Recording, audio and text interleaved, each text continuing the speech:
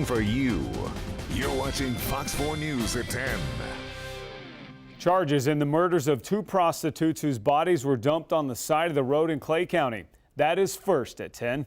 Police are charging a Kansas City, Missouri man, Derek Richardson.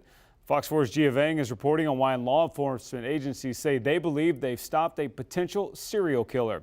She's working for you live downtown at KCMO Police Headquarters. Well, Rob, police say that they believe Richardson actually would have struck again if he wasn't caught, and they say that he actually confessed to these murders of these two women. They say in this probable cause that Richardson told detectives what it was like to meet the women, what it was like leading up to the deaths when he strangled them to death wearing white gloves. Now, police say tips and DNA led them to the 27-year-old after their plea to the public last week for help. Police said in a probable cause Richardson met 40-year-old Tamara Sparks in October of 2011.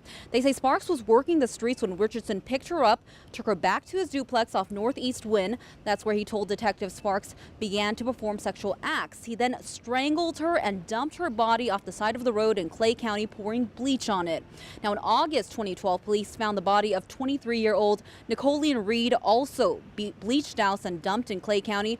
Police connected the two crimes and say one tipster told them Richardson told the tipster what he did. Police also say that one critical piece of evidence stood out: a size 11 Crocs slip-on loafer left at the Sparks crime scene. Another tipster told police that belonged to Richardson and she was around the shoe.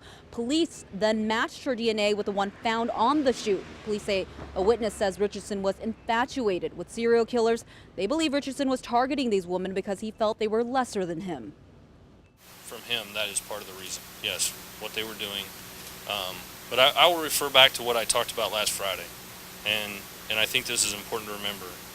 It doesn't matter, and I said this last week, it does not matter what you do in life or the life that you're leading or whatever. It does not give anyone the right to take another human being's life. Richardson's neighbors are shocked. Neighbor Matt Elwanger says Richardson was evicted about a month ago from this duplex after living there for about 2 years.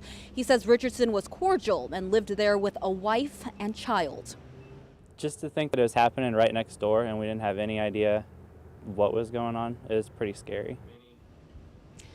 Now, detectives are crediting several agencies from KCMO to Kearney to Clay County for their hard work and long hours to solve this case. Now, police say they are still investigating whether or not there are more victims in this case. They say they are still trying to figure out if a woman's body found in Caldwell County is connected. Gia Vang, Fox 4 News, working for you live in downtown.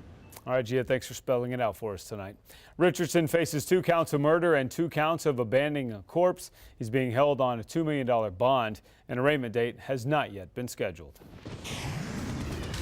Pretty quiet weather across the area for today after that snowy mess that developed for a few hours last night. Nothing officially in our snow gauge for today, but we certainly saw a lot of cloud cover out there, and those clouds are still hanging tough. Here's what happened across the area for today. We made it up to 33 after a morning low of 17 degrees. Those temperatures running below average. And aside from a warm Sunday, my suspicion is most of the next 7 to 10 days will be below average around Kansas City. Again, nothing in our snow gauge for today, but for the season, we're up to about 5 inches. We'll see whether or not we could add more to that over the next 5 to 7 days. Temperatures for highs again, 37 in Chillicothe, likewise in Lawrence Gardner today, up to 34 degrees. Forecast for tonight, clouds now, but clearing at daybreak.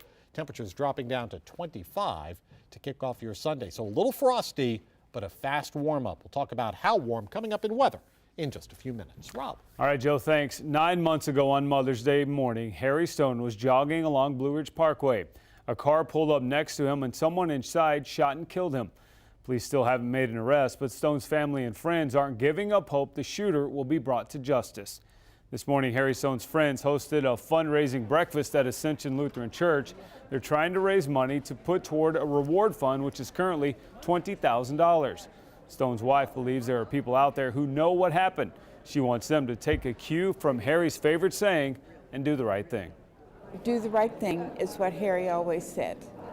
He was a man who believed in the goodness of human nature. And he was a man who believed that if we always do the right thing and love our neighbor as we love God and ourselves, that it'll be okay. All right, here's how you can help. Take a look at the surveillance video. This was taken the morning of the shooting. Police are looking for this car. I know it's fuzzy, but someone may have seen it.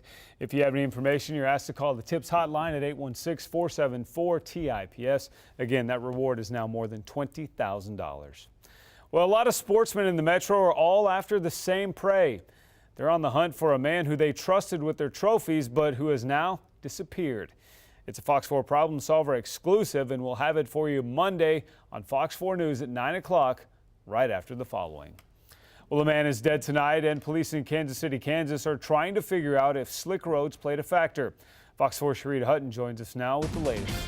Rob, according to police and people in that area, the victim may have actually wrecked his vehicle last night, but it was not until this afternoon someone made the shocking discovery.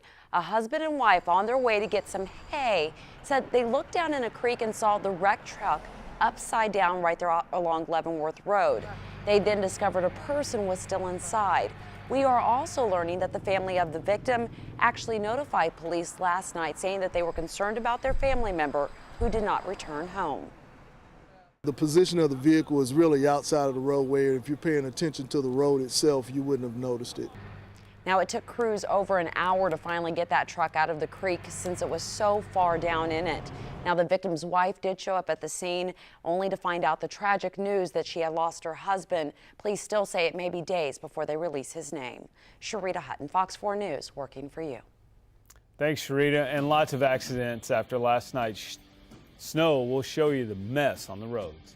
Kearney's mayor has his wish. Route 92 through the middle of his city is about to become the road to prosperity. We'll tell you why this highway is about to be widened and the business that will be supported by it.